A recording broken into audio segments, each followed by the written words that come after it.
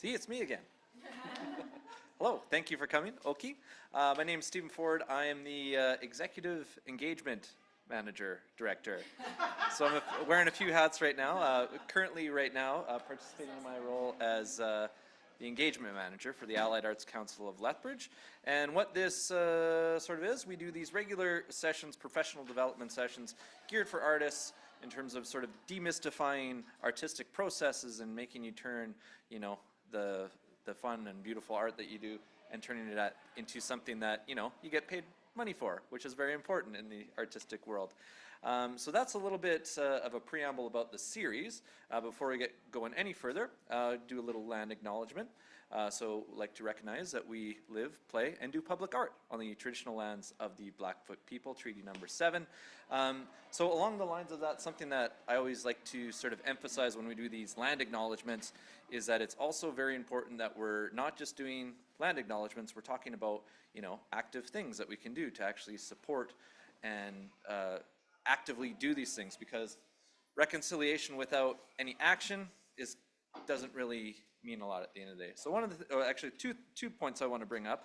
First of all, I want to maybe a beautiful film that I saw last year at the Lethbridge Film Festival at the Galt was a wonderful documentary called Bring Them Home, all about the buffalo in Montana and sort of basically reintegrating them with the land around Chief Mountain and all that. So I highly recommend searching that out.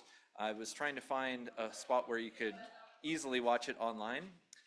And I'm going to continue to look for that because it was not easy to find. But just consider searching that movie out, supporting it. There's actually a link on their production company's website that you can donate to that. It's a wonderful project, and it goes beyond just that documentary. It's a beautiful initiative, and that movie, like, it will make you cry. Even like a old curmudgeon like me, it made me quite weepy. So that's one thing you can do in terms of these important sort of bits of reconciliation. Another point I want to bring up. So we're actually in the middle of a process of informing the new Lethbridge Public Art Master Plan.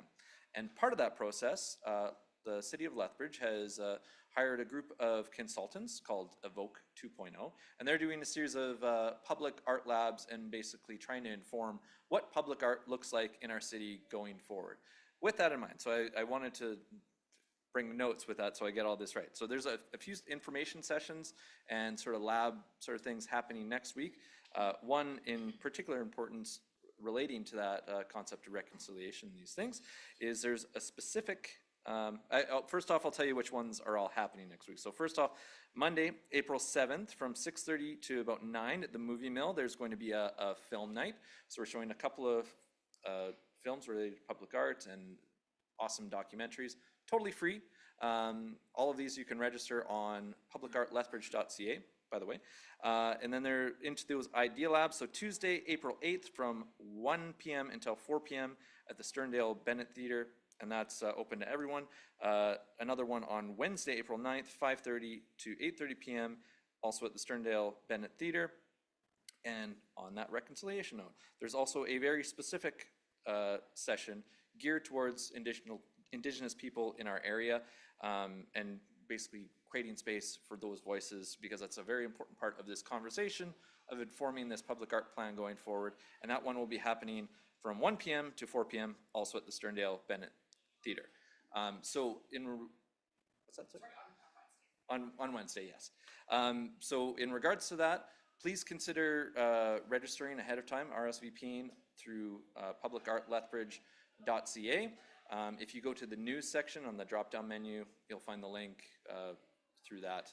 And please consider being a part of it, because it's an important part of this larger conversation that we want to be having. So I will ask you to please, pretty please, come to these sessions, because they're going to be pretty cool too. Okay, now back to the topic and today. What we're talking about today is vinyl art. So in last year, I think we did, was it 8 public art vinyl pieces? Around 10. So you might have seen them sort of along 13th Street South and North, these beautiful boxes wrapped with art. And that you see that, it's like, how does that actually happen? And that's what this session is all about. So taking all of your artwork, and also, of course, you get paid for doing this, that application process, what that all looks like, and trying to demystify that process from the idea to actually installation. So without any further ado, I'm going to first off welcome KT Wilde, our public art coordinator. Everyone, please snap your hands or clap your.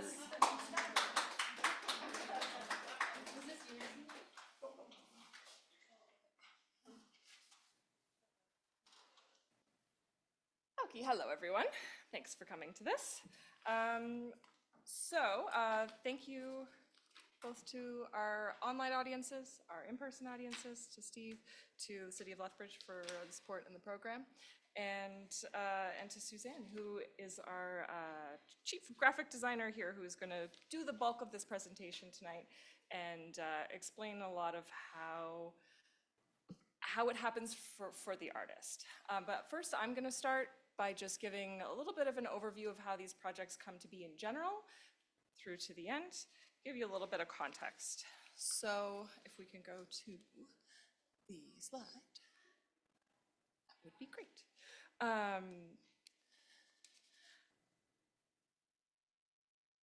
Basically, we're going to talk about how things go from an idea to reality. So starting with the sort of spark of an idea, somebody wants to see art somewhere. Somebody might think, oh, different cities wrap their traffic control boxes or their utility boxes. We should do that. Once an idea is sort of pitched, we have to come up with a little bit of a plan. How is it going to come together? Who are the people that are going to work on this? If you click a couple more times, you'll get to plan. Okay, so then here are some of the considerations that go into this plan. So we got to think about the site, who owns the property, who gets to see it. Is it tucked away, or is it like in a public space where lots of eyes are going to go on it? Where's the money going to come from? We have to pay the artists for their design, pay for the material and the installation and all that. Timeline, when do we want it to happen? Materials and technical considerations. With vinyl is amazing that it actually protects the substrate underneath. It protects the utility boxes, for instance, from degradation and rust and so on. So it's a great thing from a practical standpoint as well as the art on it. But in order to put the art there, you have to think about what are the dimensions of it. What are the shapes of the sides, and what kind of file needs to be prepared. So that's something we're going to talk about afterwards. The roles, the partners, so we have, sometimes we partner with other city departments. For instance, we're going to talk about the Oki signs that you've seen around town, whether those are outdoor or indoor. There's one at Exhibition, we've got one at Casa and all over town that welcome people to our community. So that one is a project of the Indigenous Relations Office, but supported by Public Art. With the utility boxes, that's a program that comes out of the Lethbridge Public Art program there. But it is also a partnership with utilities. We can't just go wrap the boxes and utilities walk up and go, what's on my box? We need their partnership and their planning as well from the start. So we can go, all these things here sort of inform the call to artists. So within the call, sort of period of the process, artists will see the call, they will apply. Within that call, we like to give you information about the site. If it's, for instance, with the pilot project of utility boxes in Galt Gardens, there was some information provided about the considerations of that site, some food for thought, some inspiration, and some limitations as well, like not to put things on it that would be confused with traffic signals or directions for traffic, right? So there are a few things sometimes that we say try to avoid this, try to think about that. Once the artist or artists are selected, this is the part where we have the design support comes right on. And as I go through the rest of them, you'll see why it's important to have that connection with the graphic designer from the start. Of course, very important phase, the artist is going to think about the site, think about these considerations, and come up with some amazing idea create work, and it's going to end up on vinyl. Now, we like to keep things open to artists so that, you know, if you're not, even though it has to end up as a digital file at some point to be provided to the fabricators, if you're not a graphic artist or a graphic designer, are you out of luck? No. If you make things in analog, on paper, or on traditional mediums, that's absolutely welcome. But we will want to provide you with some information to think about ahead of time, because that will have to be documented in some way, will have to be digitized in some way. So that's something that you want to think about from the start, and that's something Suzanne can help with. Once that your design is created, you submit that, make sure that it isn't accidentally directing traffic against red lights, that it checks those boxes. Once your approvals are in, then we go on to the next moment here, installation. So we cannot go on to fabrication, which is the next thing, without having that final layout. So again, the fabricator is going to have certain specifications, like shapes of the boxes, resolution, image resolution, and so on. And rather than needing the artist to deal with all of that, Suzanne is the one who prepares that final layout document. And then it can go to fabrication and come out the way that you want it to, not pixelated, not distorted. And then we don't want artists to have to redo things either, right? If what you've created doesn't translate, that's something that we want to try to avoid. So then it becomes a reality. We celebrate. There's a little bit of like maintenance and communication that comes afterwards. So we like to have a title for the artwork. We want to know a little bit about you, a little bit about artist statement, so we can put it on the website. But other than that, once you have submitted the design and it's gone to layout, the artist doesn't need to worry about it anymore. Everybody else will take it from there. So I've just sort of selected, highlighted here the areas in which Suzanne's support will be a factor. And yeah, that's pretty much the thing. I think I've covered it. We'll do questions at the end, so if you do have questions that come up throughout, please write them down. We'll have time afterwards to talk through it. At this point, I will pass it on to Suzanne Griffin from Generation Design, and she can take it from. Thank you. Okay, everyone, hello. I'm Suzanne. I'm the graphic designer that she was talking about that's going to help with the process of getting it from conception to the printed product. So we're just going to talk about a few of the specifics. And first of all, you want to decide how you're going to use the template once your art's been chosen. And keep in mind the scope of the end result. So you can see that there's different factors, like does it have to fit into the shapes? Is it going to wrap around the box? And the end result is sometimes on those Oki signs, like each letter is 4 feet. So that's also consideration. You have to consider the scope of the work. Like KT said, you can submit physical and analog artwork, combination, either or. Some people take photographs of their work and submit them, obviously not with your iPhone. Maybe you have a photographer friend or something that can do that. That has some experience in getting the correct resolution so that we can make it quite large. If you do have a physical piece of artwork, you could find someone that has a large scan bed. The Art Council has access to a scan bed that's like 12 by 17. So they can scan that as a higher resolution, and then we can make that quite large. So the art that you create doesn't have to be super huge. And we can increase the size appropriately. Yeah, and then keep in mind whether you're doing vertical or horizontal. So if you're submitting a graphic for each of those letters, it's probably going to be more vertical. And if you're designing a graphic that's going to spread across all the letters, like in the Oki sign, then your artwork is going to be more horizontal. So those are things just to keep in mind as you start creating. So digital artwork is something that you can create in the programs that you have at home. I don't know if some people have Photoshop or Procreate, but you have to be familiar with how to set those files up so that you can get them the correct resolution. So when we make them larger, they're not pixelated. Those will probably be supplied to you along with the template once you're chosen for the project. So those will vary from project to project. And those files can be quite large. So we don't design them at full size. Like I said, we design them smaller and then we can exponentially make them larger. But you do have to keep in mind how they're being wrapped around the project.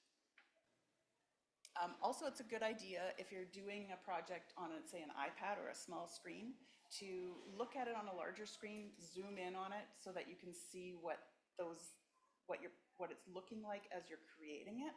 Sometimes when you're looking at it on a screen or a smaller screen, you can't see those specifics, but when you're blowing it up to 4 feet wide, you're gonna see some of those. So you wanna view your art on different screens at different stages that you're making it. Usually we accept, mostly people are submitting JPEGs. That has to do with file size and quality. So that's typically what people will submit. But if you have issues with that, or we could have discussions about that. It's very important to maintain contact with me so that you have a successful submission. And don't be afraid to ask questions, and don't be afraid that you're not going to know what you're talking about, because there's lots to consider, and it will keep you on track so you don't have to go back and start over if you don't have the proper kind of file. Okay, next. So now we have the templates that you're going to be supplied with. And as I said, you want to keep in mind how your art's going to flow around the project. The top picture is a sign that was supplied by the city for the actual box that's being wrapped, so that you can get a visual of it. And then the template below has all the dimensions on it, and the Oki sign as well. The letters were supplied by the vendor and the fabricator, the sign, and so you'll be supplied that. And you have to also make sure that you know whether your art's going to go like like on the front and the back of the letters, so that it'll be backwards, like Oki, and like on the electrical box, whether it's going to wrap from front to back, top to bottom, or whether you'll have separate art on each side. Also, as KT mentioned, there's signage on those electrical boxes and venting and stuff, so those will be supplied to you as well with the template. Okay. Another really important thing is to consider a bleed. So the bleed is an area of design that extends beyond the intended finish size, ensuring that colors, images, and patterns reach the edge of the printed material without any unwanted trimming or white borders. So when we supply it to the vendor to wrap, they need some extra around the edges so that we don't have white around it or some area that's not filled in. This will be indicated on the template, and you'll use the template. If you're using Procreate or Photoshop, you'll use your layers palette to put the template on top of what you're working on. You can see it, you can turn the visual of it on or off so that you can see the placement of your art as you're creating it. And then the submission will be just one file without the template on it, and that's what we'll use to indicate the portion that's going to be on the sign. So like you can see on the K there, the person submitted, which is the best if you're doing shapes. It's still best to create it in like a square or a rectangle or a like vertical or horizontal, so that we can use that extra as part of the bleed. And it's easier than trying to design just around each letter. So then it's like a stamp, and then we'll just use the template to create the letter. That's what we've done with the K there. So there's the digital file showing with your layers on, and there's the final project as a proof. So you can see how we kind of stamped it out of there. Same with this one. So the shape of the O did have a graphic specifically in it, but the background extended beyond the whole thing so that we could easily cut it out, and the vendor has that extra coloring to apply it. So once we get the printer, so anytime during the process that you're unsure, it'd be best to contact the graphic designer or myself, whoever that's going to be, just to make sure. Like, you could send a sample file, say, am I doing this correctly? Is the resolution right? How do the colors look? Is the bleed okay? And that's where we'll have discussions about that so that your submission is successful. And at that point, we'll be creating the file that you sent and sending you a proof. And the proof will also indicate areas that may not be actually wrapped in your design. Sometimes you get to choose the color, like the blue stand of the Oki sign. Sometimes the stands are actually art, and sometimes they're just wrapped in colored vinyl or powder coated. So that will be determined at the time of proofing.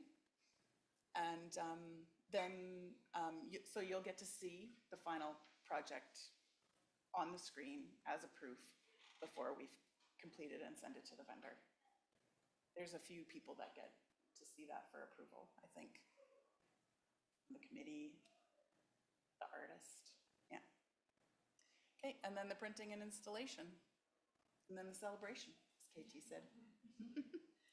I threw a couple more slides in there. I guess I should put this for the online people. Thank you. Can we get a round of applause for our wonderful graphic designer? Thank you again, Suzanne. And you know, I skipped right over reading your bio, so I'm going to do it now. Forgive me. Suzanne Griffin is Generation Design, has a marketing and public relations background, and has been a graphic designer for 30 years, assisting businesses, organizations, and publications with branding and marketing materials. She has worked with AAC since 2012 on various projects promoting the arts community in Lethbridge, and we are very lucky to have her. So thanks again for sharing that insight with us. And just, we've been focusing on Oki signs and utility boxes here, but I wanted to show a couple of other examples.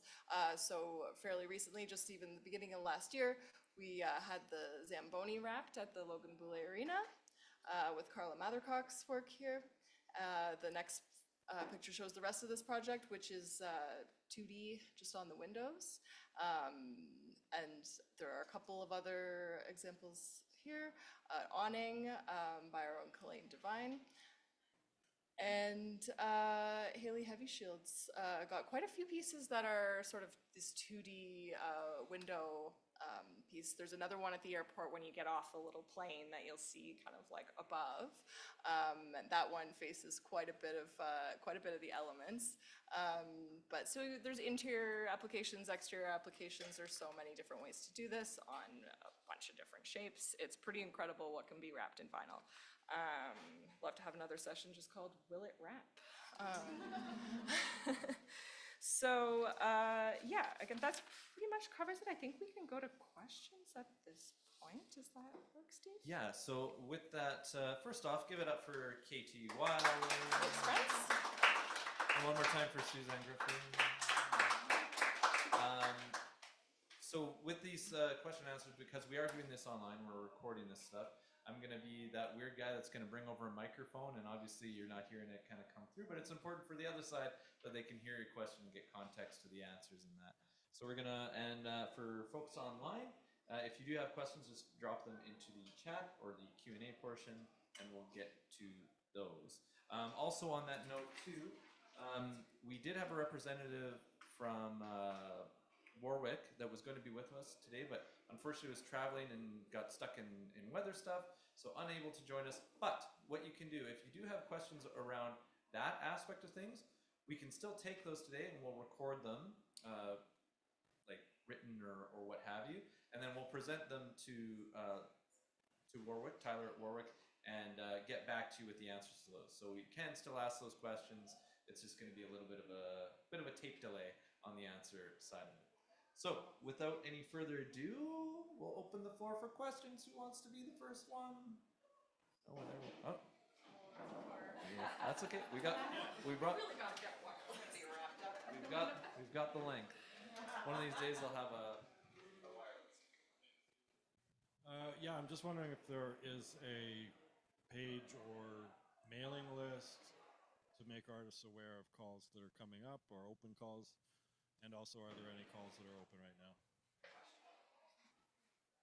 So I can answer that. The best way to keep in the know of that is, and it's perfect timing, to become a member of the AAC, because we have on a multiple of fronts. So when any of these calls are going out, you're going to get notified through the membership. Newsletter, it's always posted as well on the publicartlethbridge.ca website. But the best way to stay informed, and also I can say, once again this year, it will be free. It is free for all artists and friends. So it's no cost to you, and it's a great way to kind of stay informed with all the things that are going on. So. Also, send me an email. Yes, and I have a bunch of cards here. yes, and KT will distribute some cards and folks online, and we'll send that. There will be a follow-up email that'll come probably tomorrow around this too, where you'll have all of these email addresses, and if you want to kind of reach out, you can do that pretty easily. So are there calls out right now? Are there calls out right now regarding vinyl wraps? There will be vinyl wrap calls coming out soon. They're just sort of in the shaping process, but yeah, please get on those mailing lists. And we also will hopefully be hosting specific info sessions when a call is out and live that are specific to that call, so you can ask me more. Yeah, we have to keep a little bit close to the vest, but there's a pretty exciting one coming soon. Stay tuned. Sign up for a free membership, and then you'll know about it before anybody else. Eric. Are the call-outs for the vinyl project specific, or you apply and get accepted and then find out if it's an electrical transformer or an Oki sign? Yeah, so they will be specific and speak about the site and whatnot. You may or may not. A template might come sort of after the selection process, but just to speak to the selection process a little bit, we do tend to take expressions of interest from artists. So rather than you coming, like having to, we don't ask artists to work on spec. So we like to have you just apply with your portfolio and your interest, and if you have a little bit of an idea of the direction you might like to go with something in response to the site, which again, we will give you information in the call, then that's great. And then once you're selected at that point, you get paid to create the design. Yeah.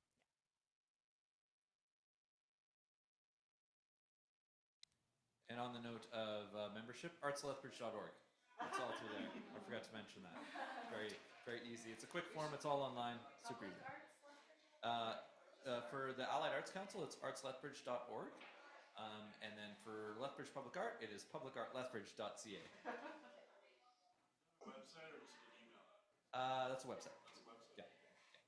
Yeah, you can take faster. And those will all be sent in the follow-up email too. So you have, I'll send you all the links. You'll have more links than you know it. More links than a butcher. I don't know. Well, yeah. I come from a grocery store family. What do you do? Okay. Any some other questions? You're closest to. Kind of wondering, there's a big variety of different things.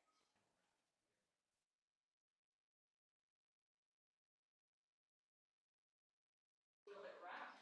Maybe this is a question. I don't know if I can put it in some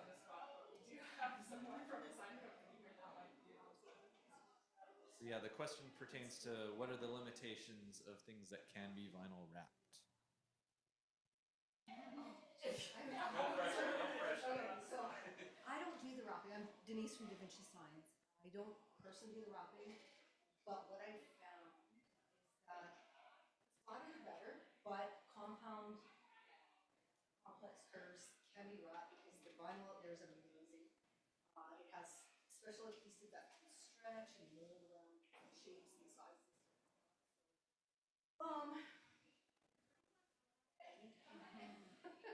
A lot of times it comes down to the what it's being stuck to. For instance, like a motorcycle that has like low energy plastic, vinyl has a hard time sticking to that. But anything that has a coating on it, like a waterproof coating, it doesn't like that. So if it's meant to be waterproof, stuff will stick to it. That could be the limitations, but you know, like we have brick vinyl, like it will stick to brick, that sort of thing. So there's a lot of new products out there, a lot of different vinyls out there. So like if it's something really like will it wrap, it's probably best to ask. But yeah, there's some there with new technology with the adhesives. Yeah. Stretchy though, so Yeah. you might want to go with abstract pattern if you're wrapping Yeah. something Well, a and little that's the thing too. We found like we're doing this project, and they're doing cineblock at an institution, and they want to put text on it. We're saying like, don't put text or complicated graphics on something that has a lot of texture or curves to it, because it's going to conform to that. So if it's a like a landscape or art without text or any complicated graphics or patterns on it, it's probably okay. But I would check with the designer and just kind of get her opinion. That's my recommendation. I'm not sure what else to say. Will it wrap? Probably, but it has limitations. So. Okay, Elaine. Mine is an après question. So I have a piece that's facing south in Lethbridge, and even though the stuff's really good these days, like, what's the lifespan of the art, and does it get replaced, or does it become a new call? And I know that some pieces have been tagged and have been able to be cleaned, but not all. So I guess it's the lifespan of the art is my question. This is a hard one to answer because it's a little bit project dependent, it's a little bit site dependent, it's a little bit party dependent. So the public art program does have a maintenance reserve, but there is an expectation that with vinyl wraps that they are sort of technically temporary art. Of course, if it's feasible, absolutely, while it's still in good shape, we'll try to remove a tag if that happens, and so on. But some of that is in partnership with the site owner or property owner, and those agreements are kind of worked out through the earlier process that I was talking about there. Will it be replaced? Again, that is probably a little bit project dependent. The lifespan that we sort of say they are is 5 years-ish, but it might be less, might be more. Some of it is really just those conditions. Sorry, I don't have a better answer than that, but it is a really good question, right? Because when we talk about public art, we're expecting, with a sculpture or something that's supposed to have a lifespan of many decades. Public art covers everything from extremely temporary and ephemeral stuff that lasts a day to something that lasts a week, a year, or a few years. So the vinyl art, the pilot project that in Galt Gardens, I believe, was 2021. Somebody correct me. And they're still looking fabulous. So yeah, they can last. We always hope that things are going to outlast our conservative time span. Okay. Any other questions? How are the budgets determined?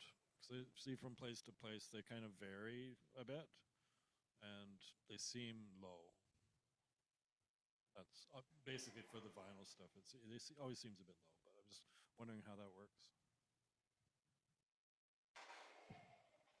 So, when you see when they vary from place to place, are you talking about like across communities or just within our calls? Yeah, I would tend to agree. I've done them for way too little money myself as an artist, and this is something that we try to pay fairly for the artist's work, and again, I'm not asking to work on spec. That you don't submit artwork with your first application. You submit credentials, and then once you've been selected for the project, then you will get paid. Even if your artwork was not accepted in the end, you will still get paid for your design time. But typically, I mean, it's very rare that something wouldn't be accepted. So you basically get qualified. Yeah, and the budgets will like the artist fees will be in the call. You will know how much you're getting paid from the start there. And yeah, the budgets are determined. Again, one of these things that it depends on whether we've got like a private-public partnership, whether it's a partnership with, department or something like that. But basically, if there isn't money to pay an artist fairly, we won't do the project. So.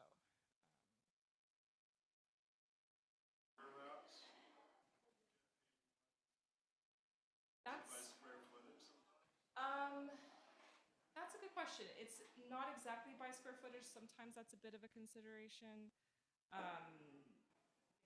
If there's money available, we will try to make it as pay as fairly and as much as we can without setting things totally out of whack. But larger projects, yes, are often paid a bit more. Part of it is that you've got to be the bigger the print, the more careful you need to be with preparing that file to make sure that it looks right as well. So there's a little bit of a higher threshold on the requirements there. So that's part of it as well. These are not under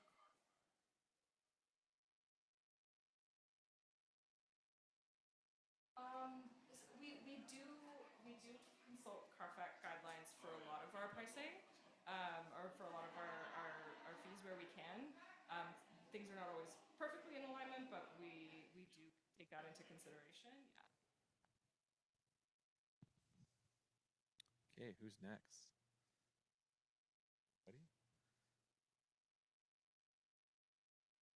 Going once. And on that note too, everyone is welcome to hang out and chat more informally about all of this stuff if you like. On that note, I'll get going once. Do you want to check the online? I'm gonna check that. I had just checked it, but we're gonna look one more time, see if anyone's dinged in. If you'll let me, I'm Yeah, maybe we'll let Katie have some closing points.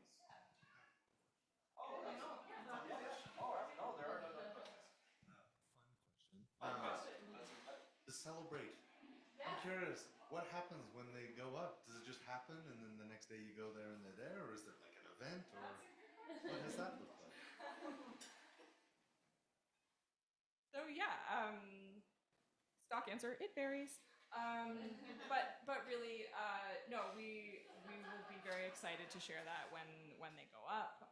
We'll be posting about it on our social media. We add it to the Lethbridge Public Art website. It goes on this beautiful map, which we have a new one coming very soon. It will be launched at Jane's Walk, actually. We're doing 2 tours of public art projects, new murals, new vinyls, and some of the classics. On Friday, May 2nd, Darcy Logan will be hosting a walk downtown from 4 to 6 for some of these pieces. And then on Saturday afternoon, I'll be hosting a bike ride tour so we can go a little farther and see some more things. So we like to celebrate things even not just when they first go up, but well afterwards in an ongoing way. Artist talks, absolutely. So paid, yes.